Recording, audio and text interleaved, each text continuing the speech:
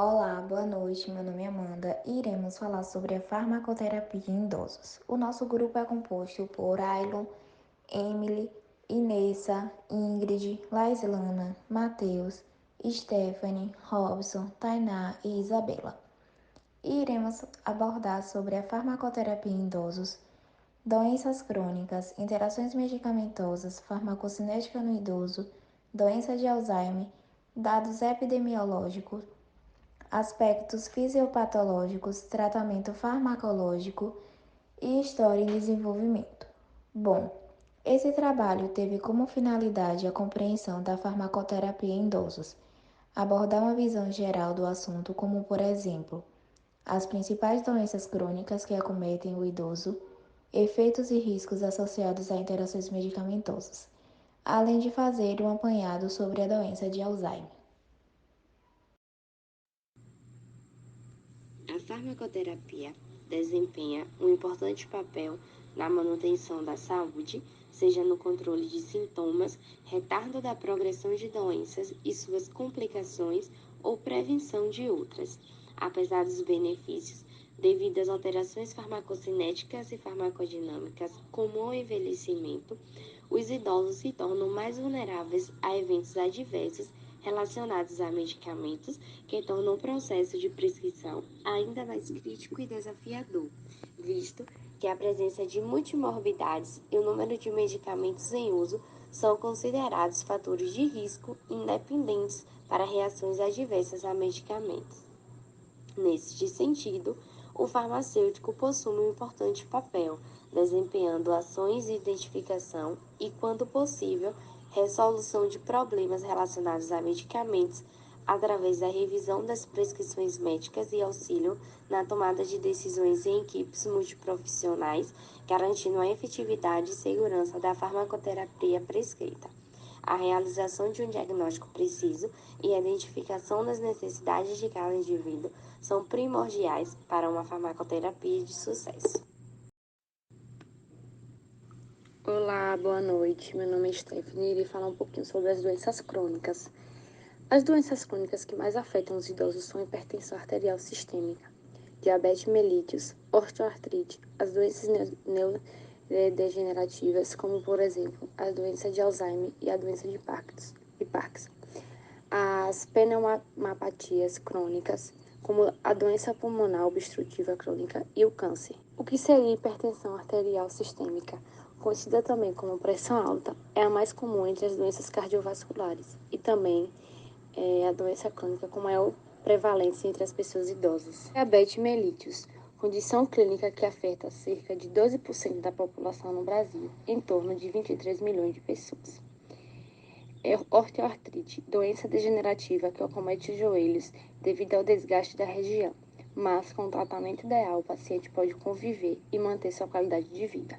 E também as doenças neurodegenerativas, doenças de Alzheimer, doença de Parkinson, doença pulmonar obstrutiva, também câncer.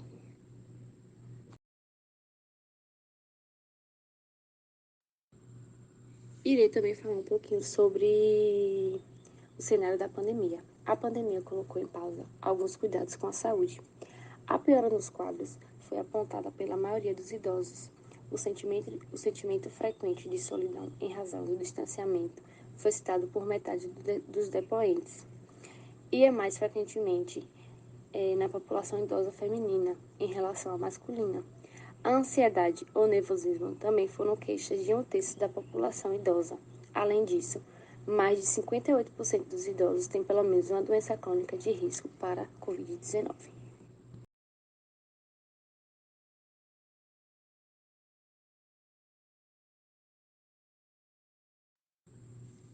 Oi, meu nome é Emily e eu vou falar um pouco sobre os riscos associados a interações medicamentosas e a automedicação em idosos.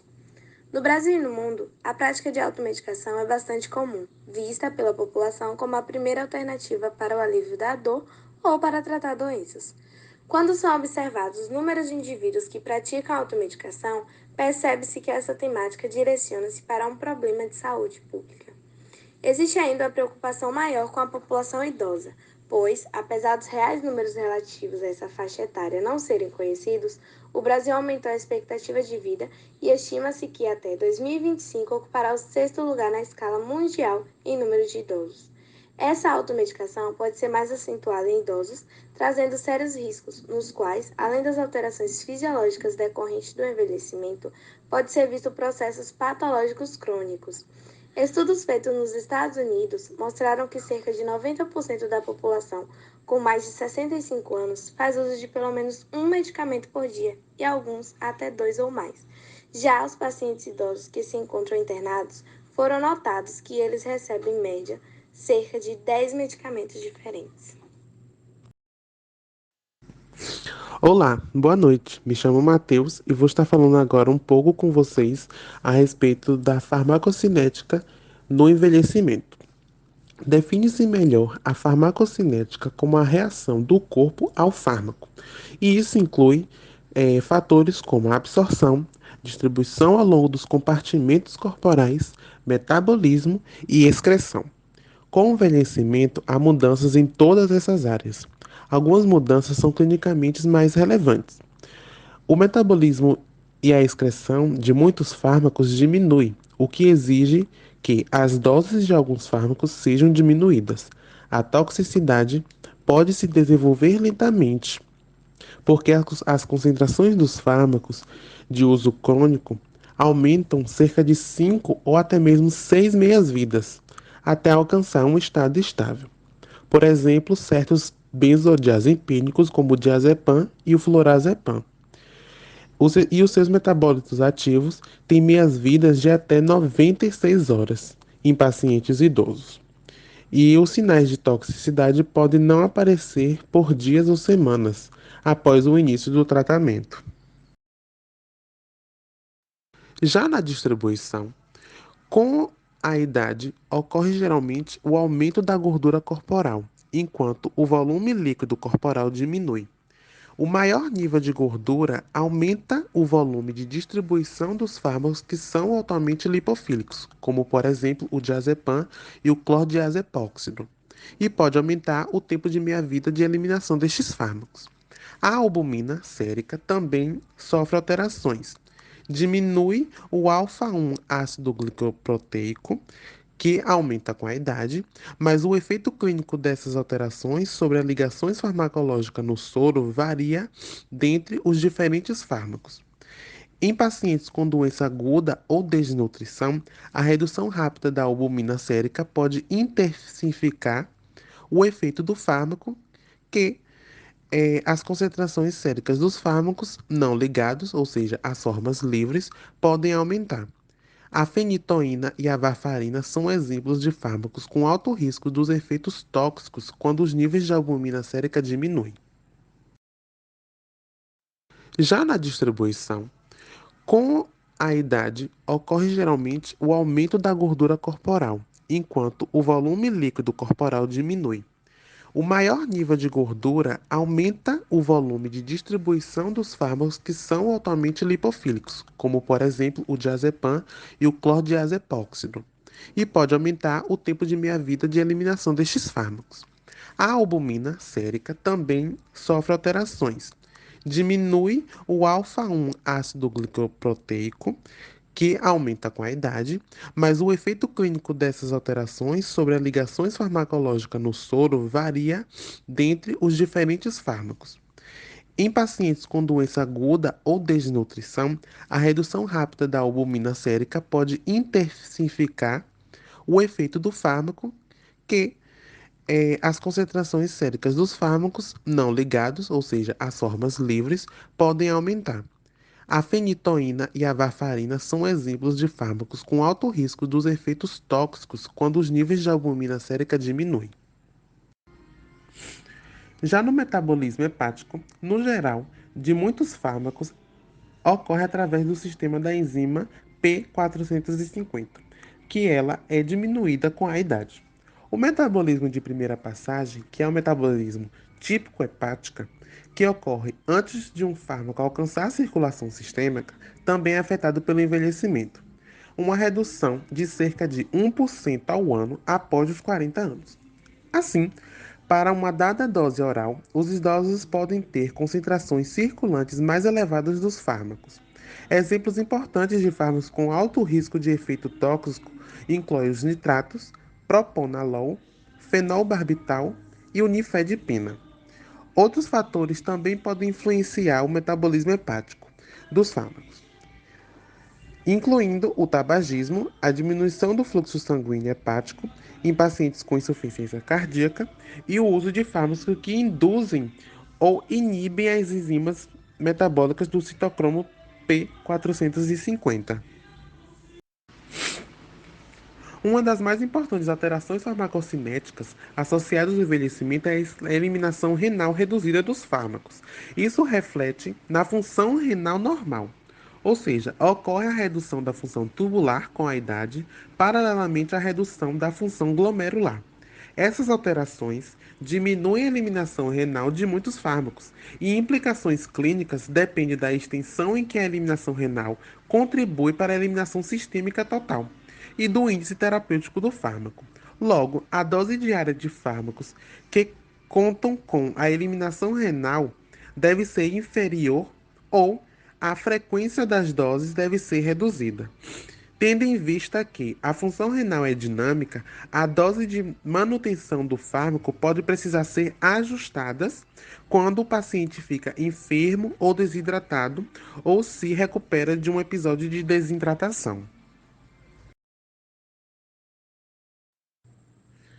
Agora falando um pouco sobre a farmacodinâmica, que seria a ação do fármaco e o modo de resposta do organismo a esse fármaco, é afetada principalmente por ligação com o receptor, efeitos pós-receptor e interações químicas. Nos idosos, os efeitos de concentrações similares de fármacos em local de ação gera a sensibilidade, o que pode ser maior ou menor do que o que é observado em relação aos jovens. Os idosos ocorrem frequentemente alterações patológicas em órgãos, o que gera as fisiopatologias. Os pacientes idosos são particularmente sensíveis a efeitos de fármacos, como um todo, como no geral, principalmente os antidepressivos, antihistamínicos, antimuscarínicos, antipsicóticos, antiparkinsonianos e os hipnóticos. Boa noite, me chamo Tainá e vou falar um pouco a respeito da doença de Alzheimer, DA. A doença de Alzheimer ela é caracterizada pelo neuropatologista alemão Alois Alzheimer em 1907. É uma afecção neurodegenerativa, progressiva e irreversível de aparecimento insidioso, que acarreta perda de memória e diversos distúrbios cognitivos. Em geral, é subdividida em duas: a DA de distúrbios cognitivos, que tem um acometimento tardio de incidência ao redor dos 60 anos de idade, e ela ocorre de forma esporádica. Enquanto existe também a DA de acometimento precoce, que tem incidência ao redor dos 40 anos e mostra uma recorrência familiar.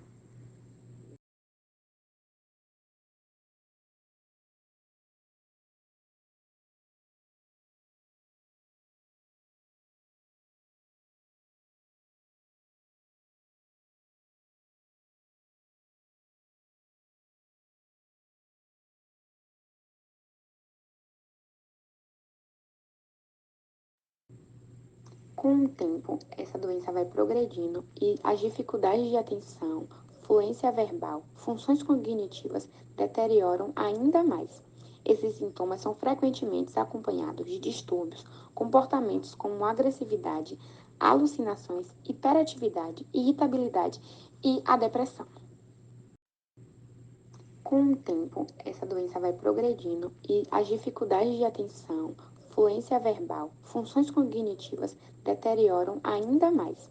Esses sintomas são frequentemente acompanhados de distúrbios, comportamentos como agressividade, alucinações, hiperatividade, irritabilidade e a depressão.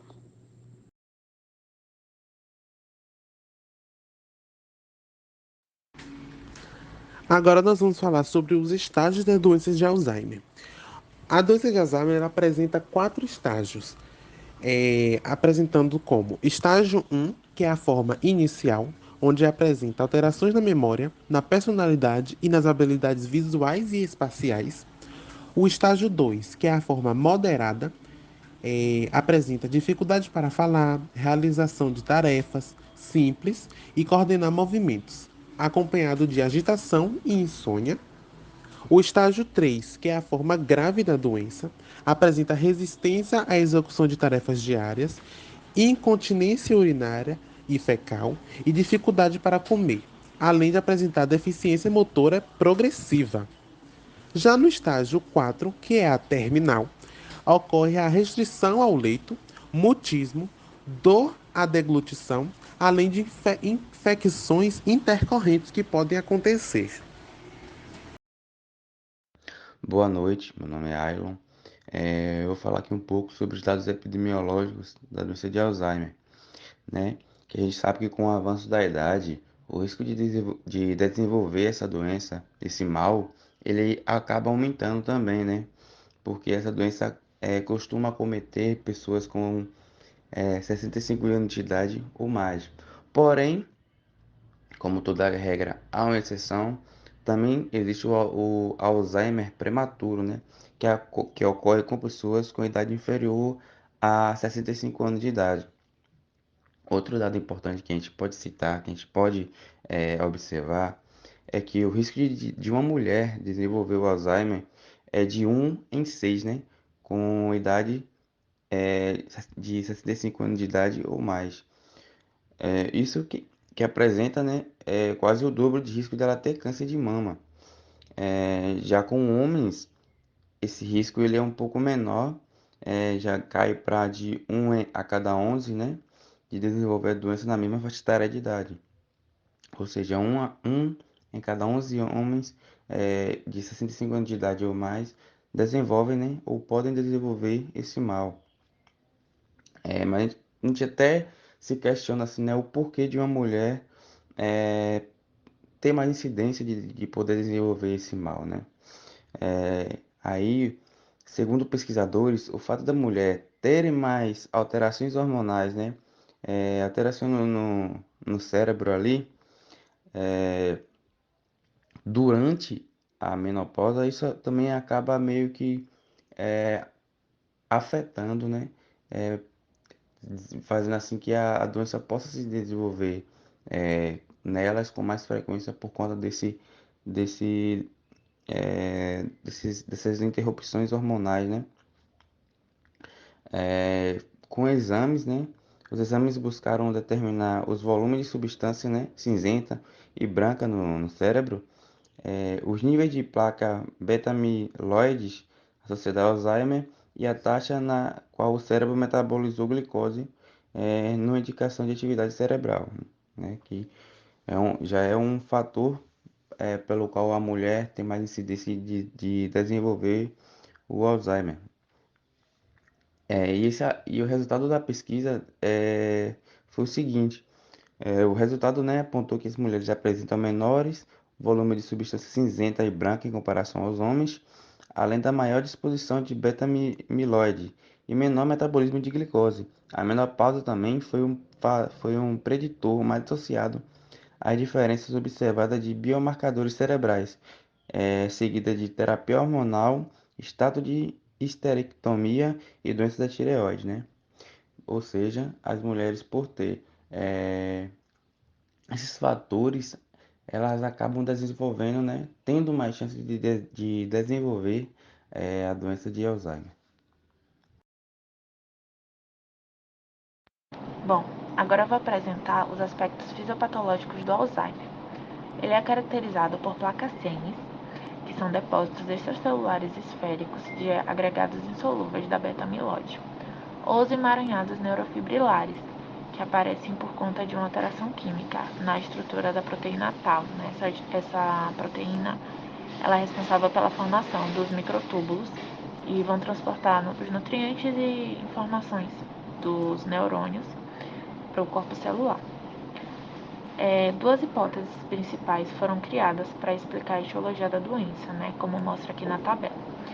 De acordo com a hipótese da cascata amiloidal, essa primeira, A neurodegeneração da doença de Alzheimer, ela vai se iniciar com a clivagem proteica da proteína percussora amiloide, que é a APP, e vai resultar na produção, agregação e também a deposição da substância beta-amiloide e placas-cinas. E de acordo com a hipótese colinérgica, a disfunção do sistema colinérgico é suficiente para produzir uma deficiência na memória, né, em modelos animais, o que é semelhante ao Alzheimer. Em cérebros de pacientes portadores de Alzheimer, mostram essa degeneração dos neurônios colinérgicos. Ocorre também uma redução dos marcadores colinérgicos, sendo a colina, a acetiltransferase e a acetilcolinesterase, que tiveram sua atividade reduzida no córtex cerebral dos pacientes portadores da doença. Bom, a hiperfosforilação anormal de Tau é resultado da hiperativação de quinases e hipoativação de fosforilases, que isso ocorre possivelmente pelo acúmulo do peptídeo beta-amiloide e de outros fatores que ainda não são esclarecidos. Quando ela é hipersensibilizada, ela é capaz de promover, né, a mobilização da micróglia e a liberação de citocinas inflamatórias, que causam a perca da viabilidade e mortes celulares também, e desencadeiam um fenômeno de toxicidade, e depois pode impedir também o transporte axonal, que contribui para déficit cognitivo, que caracterizam a demência, né? E o Alzheimer, ele também pode ser causado tanto pela produção excessiva da beta-amiloide, quanto pela deficiência da depuração plasmática. Como eles morrem? Existem duas vias bem estudadas pelas neurociências. A primeira via é o acúmulo de placas beta-amiloides e a segunda é a formação de emaranhados neurofibrilares de proteína Tau. As placas beta-amiloides são placas formadas por peptídeos amiloides, que vêm de uma proteína de membrana do neurônio. Quando essa proteína é quebrada, em porções específicas, ela forma proteínas com maior capacidade agregativa e que são insolúveis. Isso tende a formar placas que podem, por exemplo, ficar entre as sinapses e atrapalhar a comunicação entre os neurônios. Uma segunda via muito bem estudada são os emaranhados de proteína Tau. Quando a proteína Tau sofre algumas reações químicas, como por exemplo a fosforilação, ela se agrega, formando emaranhados neurofibrilares tóxicos. Assim, o neurônio tende a morrer. Olá, boa noite. Meu nome é Robson. Vou falar um pouco do tratamento farmacológico da doença de Alzheimer. O tratamento farmacológico da doença pode ser definido em 4 níveis. Terapêutica específica, que tem como objetivo reverter processos patofisiológicos que conduzem à morte neural e à demência. Abordagem profilática, que visa e retarda o início da demência ou previne declínio cognitivo adicional, uma vez deflagrado no processo. Tratamento sintomático, que visa restaurar, ainda que parcial ou provisoriamente, as capacidades cognitivas e as habilidades funcionais do comportamento dos pacientes portadores de demência. Terapêutica complementar, que busca o tratamento das manifestações não cognitivas da demência, tais como depressão, psicose, agitação, psicomotora, agressividade e distúrbio do sono. O tratamento envolve várias estratégias farmacológicas e intervenções psicossociais para o paciente e seus familiares. No campo do tratamento farmacológico, inúmeras substâncias psicoativas têm sido propostas para preservar ou restabelecer a cognição do comportamento e as habilidades funcionais do paciente com demência. Contudo, os efeitos das drogas hoje aprovadas para o tratamento da doença de Alzheimer limitam-se ao retardo na evolução natural da doença, permitindo apenas uma melhora temporária no estado funcional. É visto que é viável direcionar os pacientes, né, para uma rede de serviços que lhes proporcione atenção comunitária e institucional. É fundamental que os profissionais estejam capacitados para diagnosticar os problemas, iniciar o tratamento nesse processo, né, precoce, a fim de melhorar a qualidade de vida dos idosos e seus familiares, porque uma vez que um paciente encontra-se com Alzheimer, acaba limitando, né, o mesmo e acaba prejudicando ambos, né, porque é um cuidado, né, que tem que ser levado muito a sério. História e desenvolvimento. O processo de desenvolvimento de novos estudos acerca de novas formas de tratamento e descoberta de novos fármacos em potencial é de extrema importância para o tratamento de Alzheimer e também de doenças crônicas no geral. Na última década, mais de 100 tratamentos potenciais para Alzheimer fracassaram. As terapias atuais ajudam a controlar alguns sintomas e até atrasam um pouco a progressão da doença, mas se tornam ineficazes nos casos mais graves e avançados. Nesse intuito, a necessidade em desenvolvimento de pesquisa nessa área é de extrema importância. Boa noite, meu nome é Inês Carolina e vou falar um pouco sobre as pesquisas e o tratamento alternativo do Alzheimer.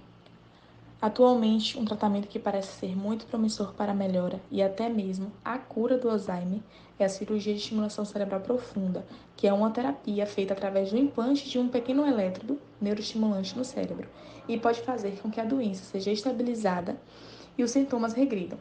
Este tipo de terapia já está sendo feita no Brasil, mas ainda é muito cara e não está disponível em todos os centros de neurologia.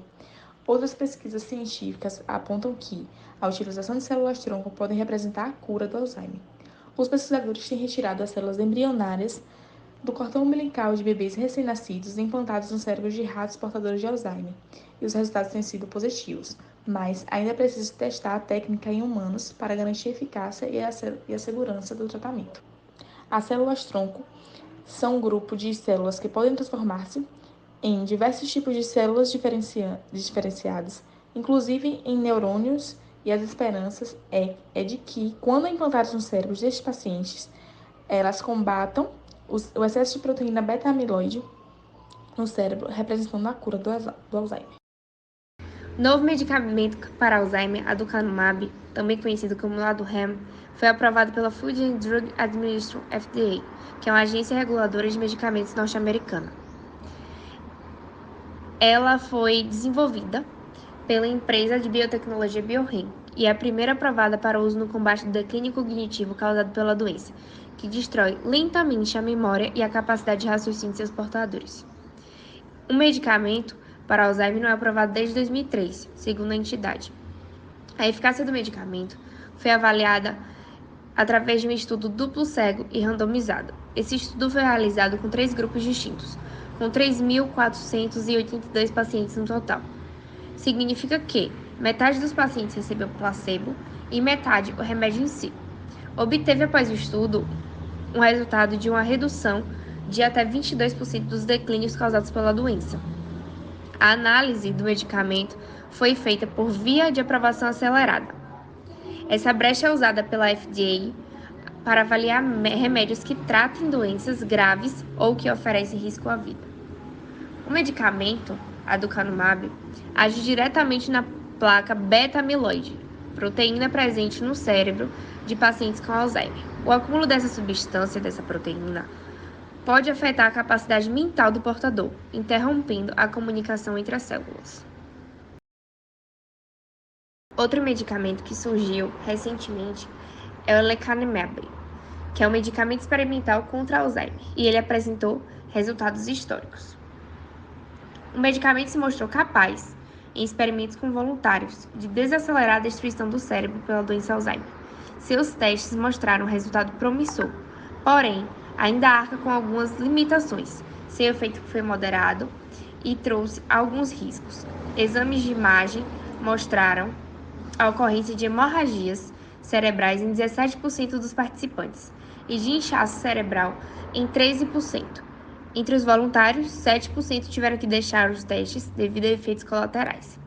O lecanemab ataca a gosma pegajosa que se acumula no cérebro das pessoas com Alzheimer, assim como o aducanumab, chamada beta-amiloide. A droga funciona nos estágios iniciais da doença, então boa parte das pessoas não se beneficiaria com ela, já que é frequente que a condição só seja investigada após a aparição de sinais, muitas vezes em estágios relativamente avançados.